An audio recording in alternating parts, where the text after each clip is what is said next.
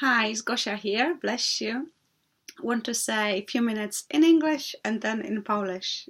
You can listen in both. First in English. Powiem najpierw po angielsku, potem po polsku. I'm going to talk about dwelling, and the Gospel of John says 15 verse 4, if you dwell in me, I will dwell in you. And so we need to dwell in the Lord. We need to be like John 15 speaks about, that Jesus is the vine, the Father is the vine dresser, and we are just the branches. So when we choose to be connected to the vine, to the Word of God, to the living Word of God, then we dwelling in Him, and then we have a life. Then we have a life that overpasses our understanding, that give us blessings, that give us supernatural miracles and expectations, and things happen like angels are on our way, and supernatural appointments are on our way. And many things happen in a way that because we're connected to the life, and life happens, life, protection of the Lord, and strength and joy in every situation. So we're not dependent on the flesh, we're not dependent on emotions, but we're dependent because we dwell in the Lord, we're dependent on His connection with His Word. And John 15 speaks that we are cleansed because of the Word in us. So I'm connecting to that because that's what we had on Sunday in the church. We've been sort of learning and study, and Rod was teaching that, and I'm just saying that it's so important to be dwelling in the Lord, dwelling in those who walk ahead of us with the revelation, and those who we're going to impact through us as well, whether this is our nation, whether this is different nations, whether this is nation you live or you come from, or both. Whatever Lord wants. So we just keep praying, okay? So just keep dwelling in the Lord, and don't worry, like whatever situation you are in, just lift yourself higher up. Lift yourself to Colossians 3 speaks about. Just, think about what is in heaven, what is above us, not beneath. And also we learn in Proverbs 18, 20 and 21, just that out of our mouth speaks life and death, so that can't be. So we need to dwell in such a way that whatever comes out of our mouth as well will be a blessing. That when sudden situation comes, how do we respond? Do we say something for this blessing, life comes? Or do we just react and we say panic and we troubled and worry? So we need to be people who are always connected and consider that we actually connected and dwelling in the Lord. So everything we think, we do, we say, need to be considerate, need to be connected to the dwelling place in His vine. So we are the branches, and if He prunes us, He cuts us, He cleanses us for the reason so we might bear sweeter, more fruits. So keep bearing, okay, and keep blessing others, and be always solution especially in an unexpected situation, because the Lord is God of suddenness, and He created that unexpected places that we actually release the dwelling, what we dwell in Him, we release that fruits to many others. So yeah, God bless you. So meditate on Proverbs 18, 20, 21, John 15, and also on Colossians 3, 1 and 2. God bless. Bye. Now in Polish you can learn too. Po polsku teraz powiem.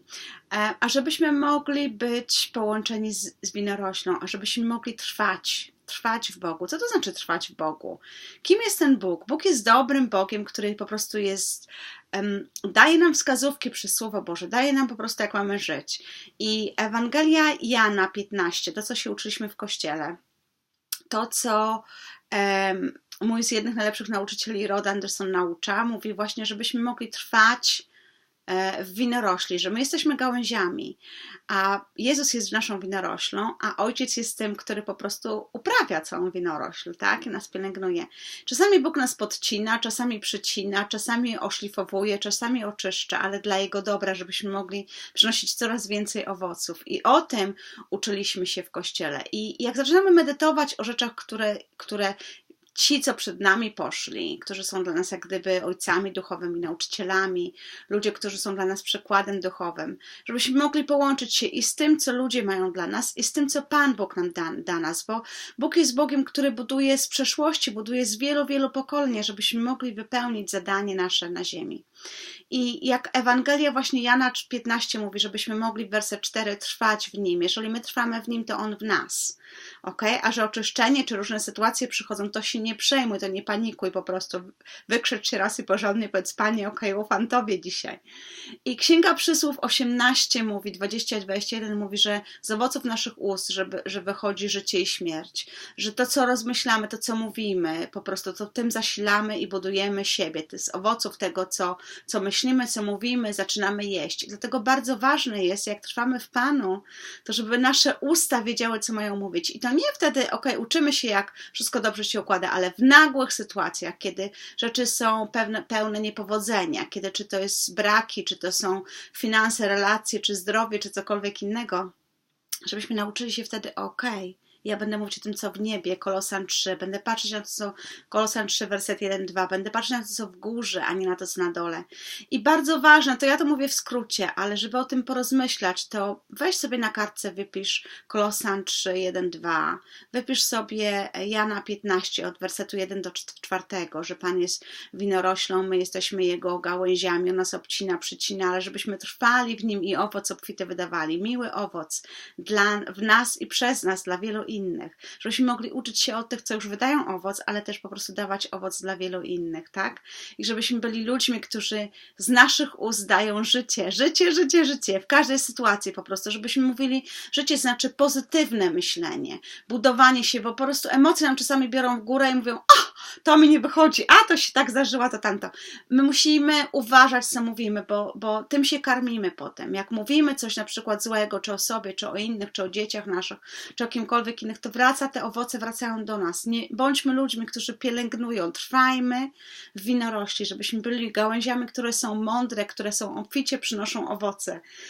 Niech Cię Pan Bóg błogosławi i wzrastaj w poznawaniu Jego. Słowo Boże jest niesamowitym skarbem, który pomaga nam po prostu żyć, że jak zaczynamy czytać i rozmyślać nawet 10, 15, 20 minut, godzinę dziennie, to zaczynasz być po prostu osobą bardziej duchową, zaczynasz widzieć rzeczy, które wcześniej nie widziałeś. Bóg zaczyna aniołów wsyłać na Twojej drodze, błogosławieństwo, drzwi się otwierają Ci supernaturalnie. Ważne jest trwać w Bogu, bo rzeczy się nie dzieją same przez siebie. Rzeczy są wszystkie duchowo związane i bądźmy tymi, którzy po prostu przyciągają aniołów, przyciągają Boże rzeczy, gdzie Bóg nas prowadzi, żebyśmy jak trwamy w Nim, to i On też w nas. Z Bogiem. Cześć, Gosia. Modlę się, żebyś po prostu mógł o tym rozmyślać, rozważać. I pamiętaj, nie ma sytuacji nie do przeskoczenia. Niektórzy z nas mają sytuacje, które wyglądają na to, że są bez wyjścia, ale Pan Bóg zawsze będzie miał wyjście, zawsze otwiera drzwi, nawet na pustyni. Czyni drogę. Z Bogiem, cześć. Idź za swoim powołaniem, rozwijaj się za tym, co Ci Pan Bóg daje, a Pan Bóg będzie naprawdę Cię błogosławił i będziesz trwać w Nim. Z Bogiem.